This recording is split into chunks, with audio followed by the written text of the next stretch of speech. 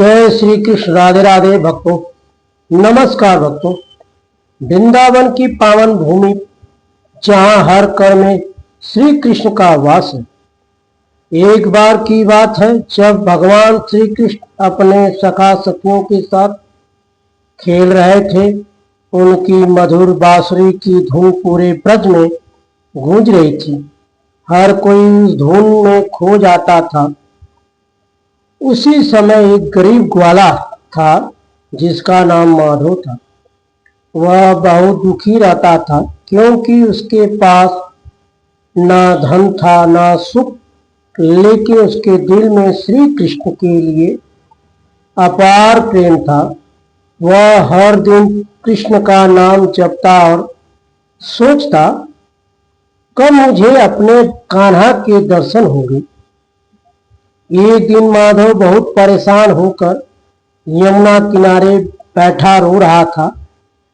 उसने आसपास की ओर देखकर कहा, हे प्रभु, अगर आप सच में हैं तो एक बार मुझे दर्शन दीजिए।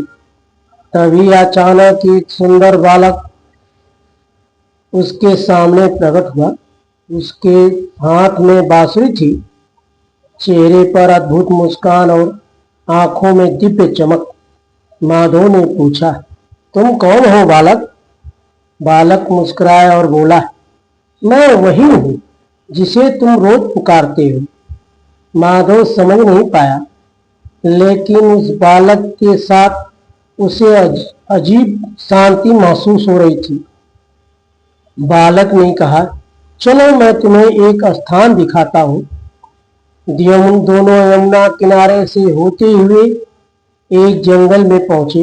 वहां चारों ओर हरियाली थी और वातावरण बहुत शांत था। बालक ने अपनी बांसुरी बजानी शुरू की। जैसे ही बांसुरी की धुन गुंजी, आसपास की गायें, पंछी और जानवर सब एकत्र हो गए। पूरा वातावरण आनंद से भर गया। माधव यह सब देखकर आश्चर्यचकित रह गया। उसने कहा, तुम कोई साधारण बालक नहीं हो। तभी अचानक वह बालक अपने असली रूप में प्रकट हो गया। वह स्वयं भगवान श्री कृष्ण थे। माधव यह देखकर रो पड़ा और उसके चरणों में गिर गया। उसने कहा, प्रभु, मैं तो एक गरीब इंसान हूँ, आपने मुझे दर्शन क्यों दिए? श्री कृष्ण मुस्कुराए और बोले, हे भक्त, मुझे धन या वैभव से कोई मतलब नहीं। मुझे तो केवल सच्चा प्रेम चाहिए। तुमने सच्चे मन से मुझे पुकारा, इसलिए मैं तुम्हारे पास आया।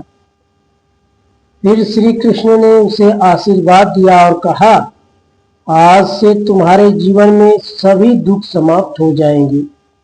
इतना कहकर श्री कृष्ण अदृश्य हो गए। उस दिन के बाद माधव का जीवन पूरी तरह बदल गया।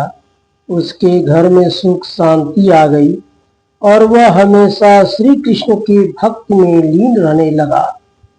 संदेश: गर्ग संहिता में बताया गया है कि श्री कृष्ण केवल सच्चे प्रेम और भक्ति से ही प्रसन्न होते हैं। जो भी उन्हें सच्चे दिल से पुकारता है, वे जरूर उनकी सहायता करते हैं। अगर आप भी श्री कृष्ण में सच्चा विश्वास रखते हैं तो कमेंट में राधे राधे जरूर लिखें।